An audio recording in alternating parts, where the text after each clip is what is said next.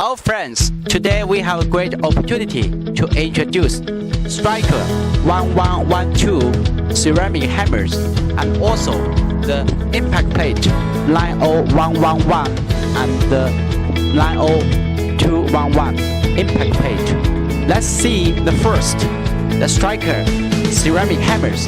First, we painting with the red colors. It means we use the customized high chrome with ceramic.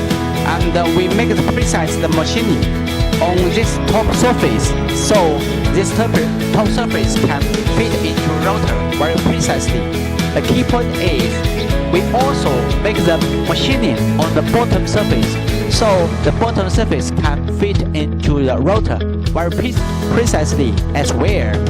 The key point is in order to extend our customized high chrome with ceramic lifespan, we follow our protection with US ASTM standards, so the lifespan can be longer than normal high chrome hammers, more than 2.5 times. Let's see the side view about the Striker 1112 ceramic hammers.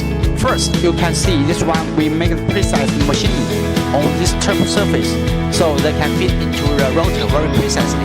And the key point is we also make the precise machining on this bottom surface, so they can fit into a rotor precisely as well.